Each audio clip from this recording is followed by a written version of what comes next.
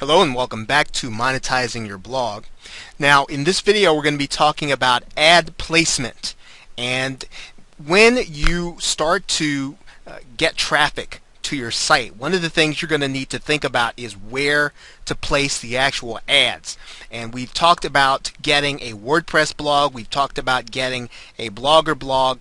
Some of those blogs have limitations as to where you can put blogs. The most flexible, again, is going to be WordPress, and you're going to want to consider that. It's the easiest to work with, and it's the most flexible in terms of where you can put the ads. Now, there are three primary things you want to pay attention to: the sources, one particular rule of thumb, and then the different types. So in other words, first thing you want to consider is you want to have different sources. In some cases, you're going to want to use the Google AdSense program. Okay, and if you're unfamiliar with Google AdSense, all you'll have to do is go to google.com/AdSense, and you can join the AdSense program, which will allow you to put ads on your site. And I'll show you what this looks like in a minute. We're going to take that off here. You can also use the Commission Junction program, which has a number of advertising options for you, a number of different kinds of companies who want to advertise on niche specific websites. That's another option in terms of what kind of source you can put on your website. And then of course you can advertise your own business. You can advertise some of the work that you're doing or an event you're doing, and we'll show you what this looks like in a minute. As a matter of fact, while we're going here, what I'm going to do is I'm going to show you a fairly popular and successful blog. Now this person's name is Kim Roach, and she runs a blog called Buzz Blogger. And one of the things that you'll notice is that first here she's advertising her Facebook page. She's advertising an opt-in page. So she's advertising a number of different things. If you go inside of her site, you'll notice that again she's pushing her social media there at the top. She's pushing an information product that she's doing. You'll notice here that comes down, what happens is she's asking you to opt into her page. So different kinds of advertising that she's doing. She's doing advertising within her actual content, and she's also doing advertising on the page. So ad placement, you want to vary it in terms of different types of advertising. I'm also going to show you another blogger, fairly popular. His name is Darren, and he runs the blog Pro Blogger, and I'm going to go to his blog in a minute, and you're going to see a couple of different kinds of things. Now you're going to see him, as a matter of fact, he's advertising the fact that you can advertise on his blog, and he's again advertising his social media. You'll see text links in here. You'll see his social media pages. So there are a number of different types of advertisements that you can do on your site.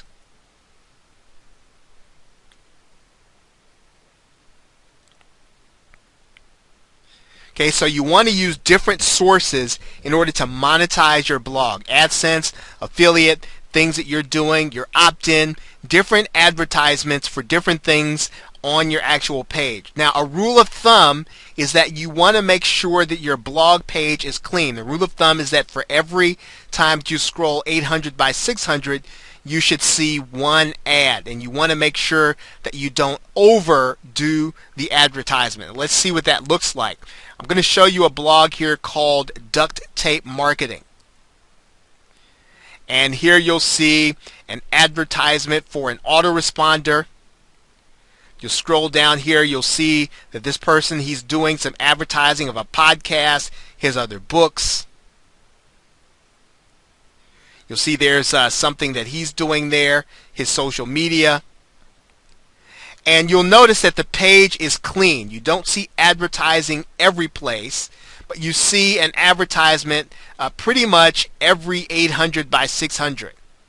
So again, the objective is not to stuff your page full of ads so that people will click on them and see them. The point is to keep your page clean for the sake of your readers and to monetize that with things that would be enticing to them. But again, you want to keep your focus on the reader and keeping your page clean, because that is what will keep them coming back to your site and helping you to earn more money every time you gain more visitors.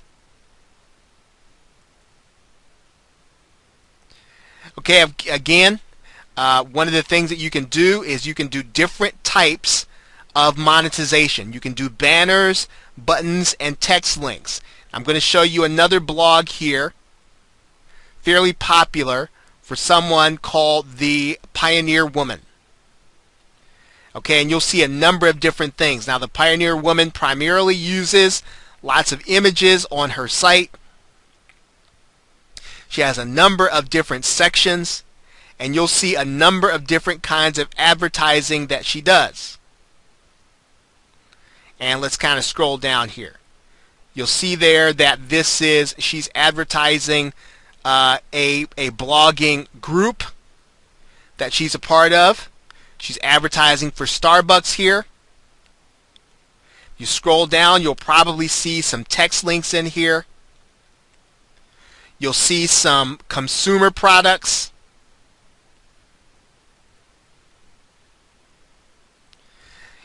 So you'll see a number of different kinds of advertising, banners, text links, all kinds of different ways and mixtures of advertising spaces that she can use on her site. And you want to do pretty much the same thing.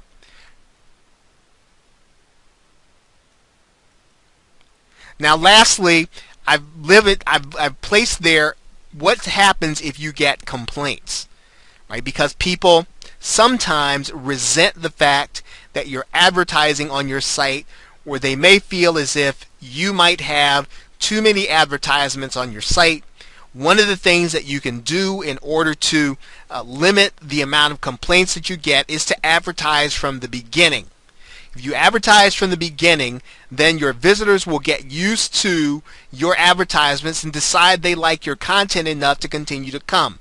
If you try to change midstream and you get your readers used to your not having a lot of advertisements and then you stuff your page full of them, you're probably going to border on irritating them, and you're going to lose subscribers and lose readers. So you want to start from the beginning, doing your advertising on your page, your monetization, and then you'll start to bring the traffic that will be okay with that kind of activity, as opposed to bringing people who might be offended by what you're doing. So you, in a sense, you do not want to worry about complaints, but at the same time though, you want to bring people to your site, into your marketing funnel, who don't have a problem being marketed to, and who don't have a problem with you showing them different kinds of offers that they can either click, investigate, or even opt into. Okay, so with that, thanks, and I will see you in the next video.